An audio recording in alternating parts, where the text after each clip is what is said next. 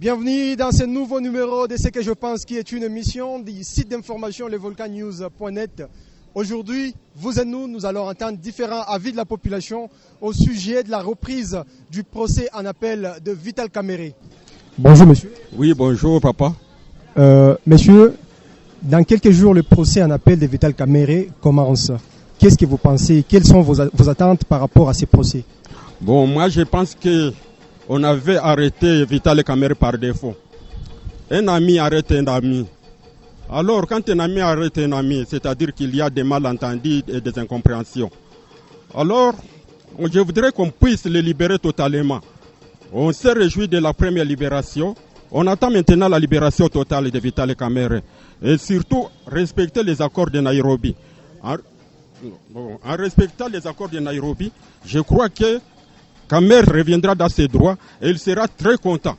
Et dans mon pays, le Congo, celui qui a tort a raison et celui qui a raison a tort. La justice s'achète, la justice se paie. Ça fait mal au cœur quand on détruit la justice et pourtant la justice reste la justice. Alors si il n'y a pas la justice sur terre, Dieu descendra-t-il du ciel pour venir nous donner la vraie justice?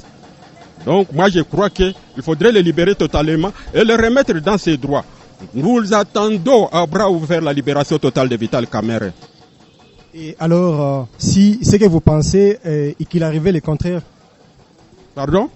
Et s'il arrivait qu'il ne soit pas libéré, il soit condamné? Bon, je crois que continuer à condamner un innocent, ça fait mal surtout aux yeux de l'opinion internationale, puisqu'il avait fait un tribunal devant les juges. Et l'opinion internationale en était témoin. C'est pour cela qu'il avait demandé qu'on les juge devant les médias. Alors, il faudrait qu'on les libère. Jambo. Jambo. Mama, we kama mkaaji wa Goma na mkongomani, Vital Kamerhe procès yake en appel itaanza hapa le 11. Wewe unawaza nini?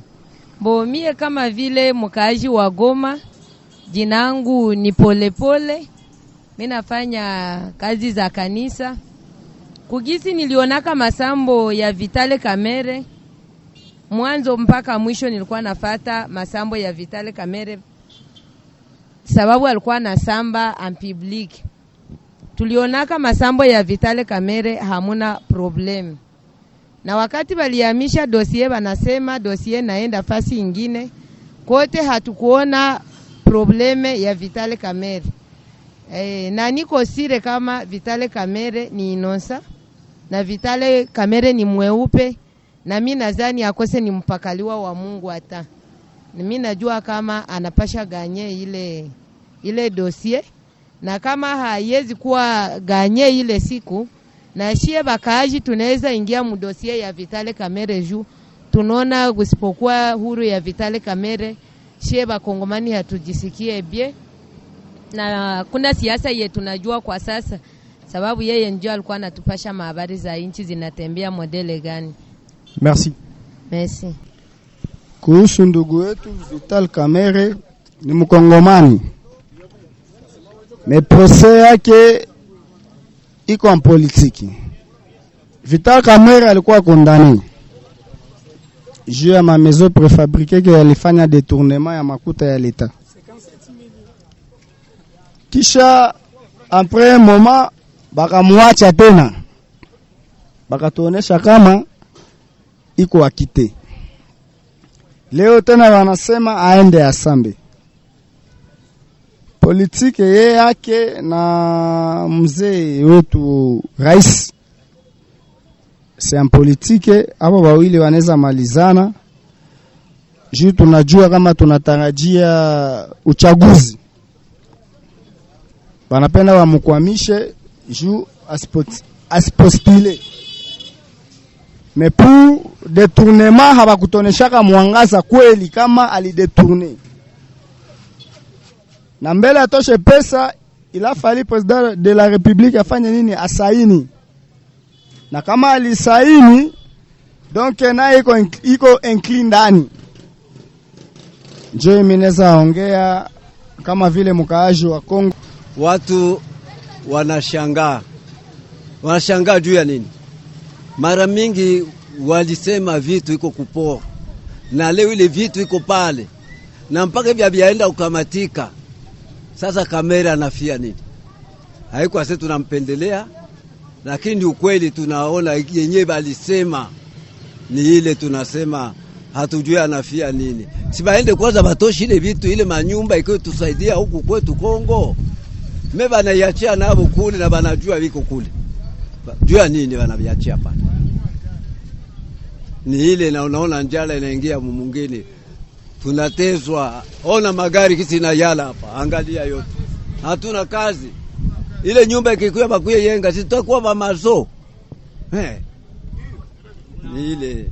Kwa wakubwa ni ile nilisema pendekezo yenyewe kuangalie vizuri.